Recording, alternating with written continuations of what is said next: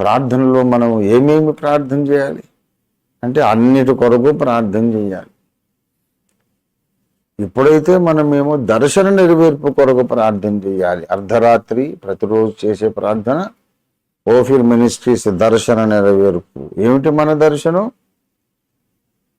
భూమి మీద బైబిల్ నా ప్రామాణిక గ్రంథం, యేసయ్య నా రక్షకుడు అని నమ్ముకున్న ప్రతి వ్యక్తి కూడా అపోస్తలుడైన పౌలు బోధించిన సిద్ధాంతములోనికి రావాలి. అటువంటి బలమైన కార్యాన్ని, ఘనమైన కార్యాన్ని పరిశుద్ధాత్మ దేవుడు దిగి వచ్చి చేయాలి. ఇది మన యొక్క భారం. ఇందుకొరకు మనం ప్రార్థన చేస్తున్నాం. మరి బైబిలే ప్రామాణికమని, యేసే రక్షకుడని తెలియని అమాయక జనం ఉన్నారుగా, కోట్ల మంది, వందల కోట్ల మంది ఉన్నారుగా. వాళ్ళ మనోనేత్రాలను దేవుడు వెలిగించి తెరిపించి దేవుని స్వరూపి అయ్యున్న క్రీస్తు మహిమను కనబరిచే సువార్త ప్రకాశాన్ని వాళ్ళందరికీ ప్రకాశింపజేయాలి. అనేక మంది దేవుని సంఘానికి వెలుపల ఉన్నవాళ్ళు రక్షణ పొందాలి. రక్షణ పొందిన వాళ్ళు సత్య మార్గంలోకి, సత్యబోధలోనికి, అపోస్తలిక బోధలోనికి రావాలి. అపోస్తలిక సిద్ధాంతంలోనికి రావాలి.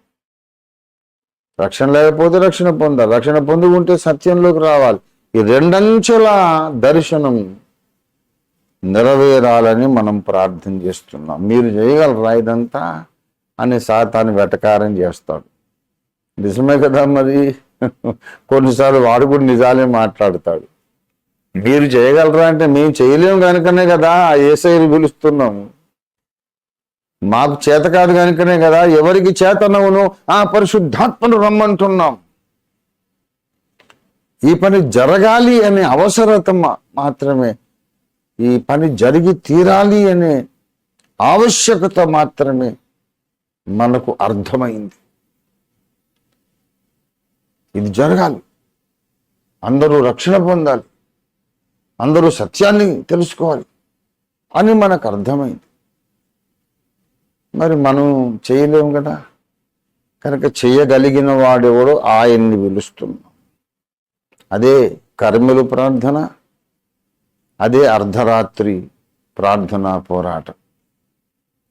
మా వల్ల కాదు కనుకనే దేవుణ్ణి పిలుస్తున్నాము. ఆయన వల్ల ఏదైనా జరుగుతుంది.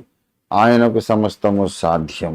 ఏ దేవుణ్ణి మేము పిలుస్తున్నామో ఆయన భూమి మీద ఉన్న 800 కోట్ల మనుషులతో ఒక్కసారి మాట్లాడగలిగిన, ఏక క్షణములో, ఏక కాలములో, ఏక సమయములో ఒకేసారి ఆయన మాట్లాడగల శక్తివంతుడు.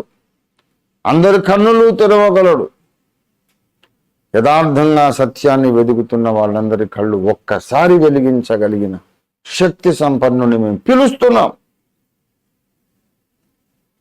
పిలిస్తే వచ్చాడా మరి అంటే వస్తాడు, తన సమయములో వస్తాడు.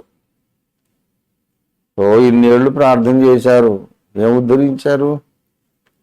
అది మా పని కాదు, నీ పని కాదురా బేవఖూఫ్, వెళ్ళిపో, దుర్మార్గుడా, దుష్టుడా, బుద్ధిహీనుడా, వెళ్ళిపోమని వాడిని గద్దించాలి.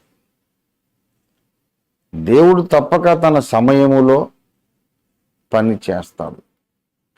మానక ప్రార్థించుట మన పని, నిర్ణయ కాలం ముందు పని చేయుట దేవుని పని. దేవునికి స్తోత్రం కలుగునుగాక. హల్లెలూయా.